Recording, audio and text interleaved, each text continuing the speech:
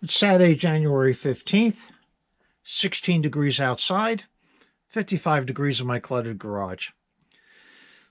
Over the next week or so, I plan to make a series of videos around the installation of my Garmin fish finder that I'll be installing in my new Hobie Compass that I should be picking up in Florida a week from today. What you see on the screen now is one of my current Garmin fish finders. That's a Striker Vivid 4CV. I have this set up for my Hobie Outback. I also have a similar Striker 4CV on my Hobie Passport. So I've recently ordered, should be delivered tomorrow, a Garmin ECHOMAP 64 series, so slightly larger screen, 6 inches. I decided to go a little larger and get an ECHOMAP because I did want to have the ability to have installed maps for the Florida waterways that I'll be kayaking in. Peter and I both kayak and fish on the North Shore of Long Island. Peter's been using the ECHOMAP Vivid 4-inch model, similar to what you see now, and we're very happy with it. I'm a Garmin person way back. I have Garmin on my boat. I've had Garmin's probably 4 or 5 different series over the years on my boat, car Garmin's. So I'm pretty comfortable with the Garmin line, and I've decided to stay with them. Even though the Hobies are set up for the Lowrance, I have successfully, as has Peter, adapted Garmin, as many other people, units to our Hobie kayaks. The transducers fit in the cavities with no problems at all. So as I said, the new unit should be here tomorrow.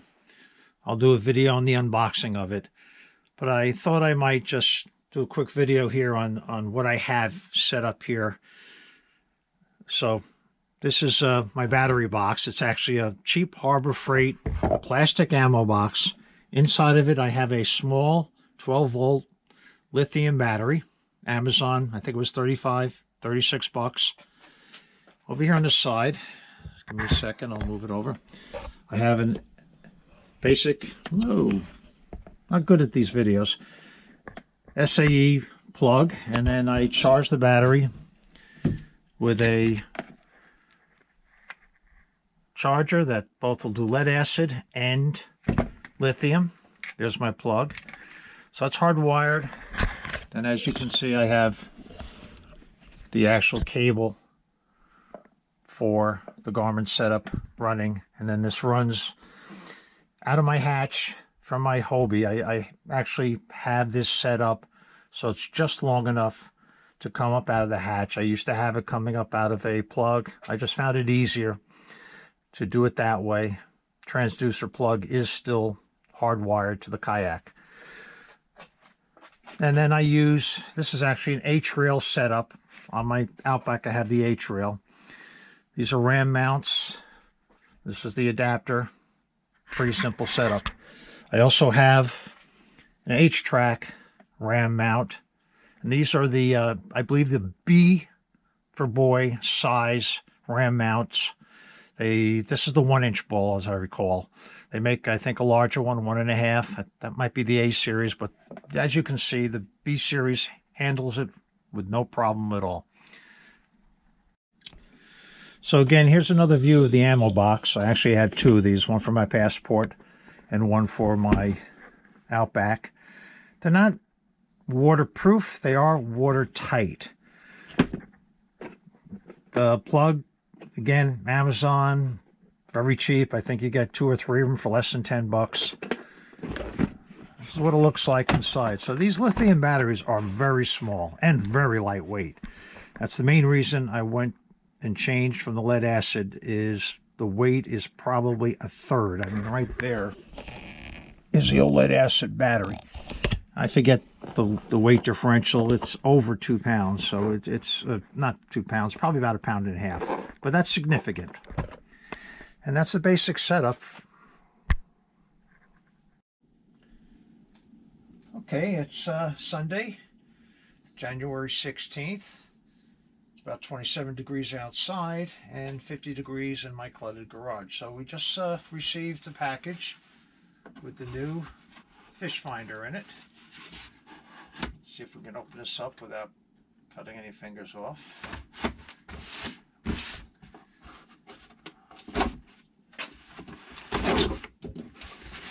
Amazon always seems to find the biggest possible box. Oh, this looks pretty good so far.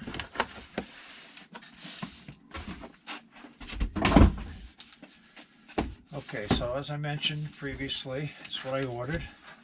It's ECHOMAP UHD Ultra High Definition 64 CV is the package. Looks like a little damage, but let's see. Well, so far so good.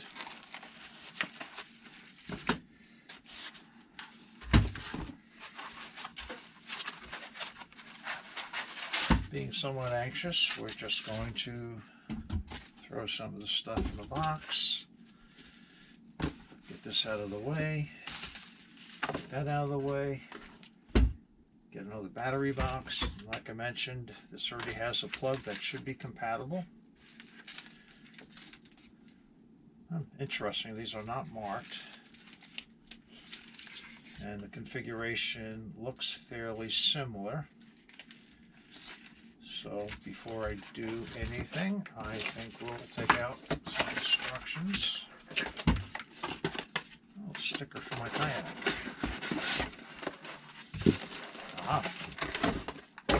Mount. This is probably going to be what we need to know.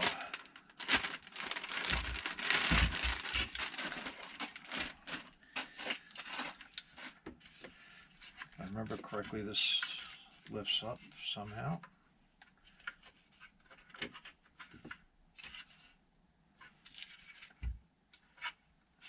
Not sure how.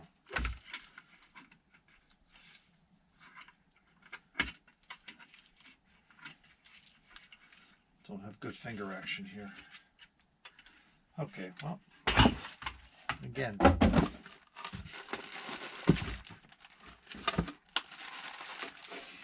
template, there's the transducer, various plugs, there's the mount. I'll adapt this, but we'll take that out in a few minutes. Manual, more cables, screws, the serial numbers on top. Okay.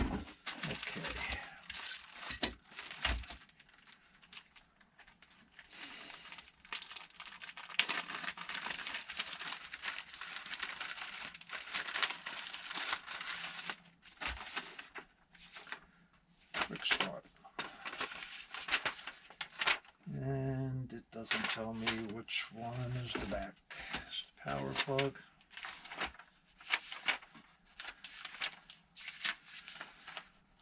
That's not helping me either. Okay. Must be an installation manual. Bingo.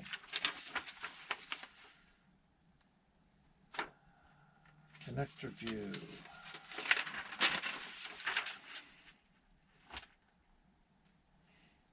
Well, I don't see it, it's not obvious, but my experience is usually the first plug on a Garmin is the power plug. So we're going to push that one in there. And I guessed right. Let's see how this looks. Give a couple seconds.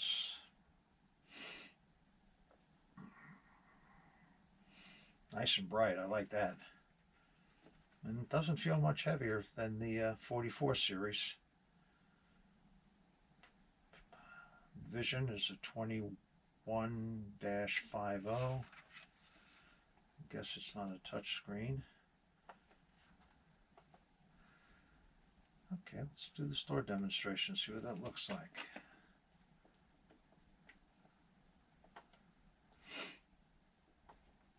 Powerboat.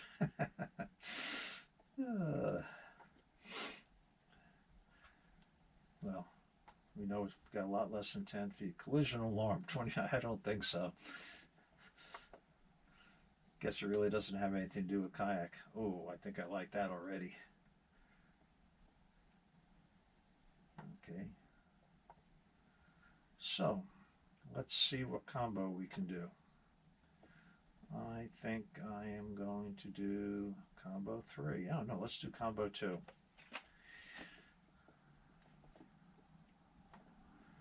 So there we go. That's what the basic look's going to look like.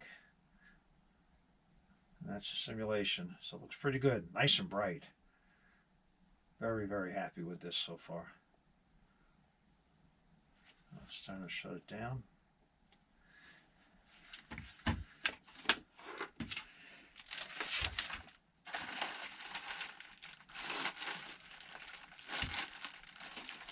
Gotta say one thing for Garmin, they package their things compactly and nicely. Not a lot of tape to take things apart. The next video will be how we install the transducer in the cavity of the compass. But like I mentioned previously, this is the same size transducer as the 4 series. So it'll have the same type of mount. It'll have the arms, which are probably in this package in here. This is for transom mount, but it will come with arms, I'm sure. Just gotta look at the package. And this is what we'll be using. Okay, well, I've since figured out how this comes off. Little touch of a screwdriver in the back, and that worked fine. I hooked up the transducer. It's sitting here right on the top of the toolbox. One thing that's interesting, if you see over there on the right side, water temperature is 48.67, which is the ambient temperature. My garage was saying 450 before, and now it's saying 49, so I'd say that's pretty close. Battery's 12.7 volts. And there's the, I don't know how the map is coming out, not too great. Kind of washed out. See if I put a light on if that helps. No, not really. But it's Northport Harbor. I'm right here in the Huntington Greenlawn border. But again, it's very clear in real life. I quickly went through some of the packaging for the transducer. This will be the mount. Take this out.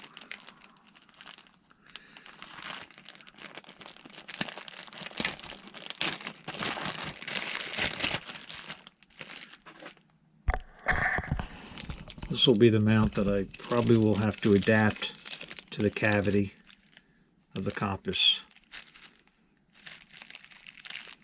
Not 100% sure on that yet. I got to go through the rest of the hardware.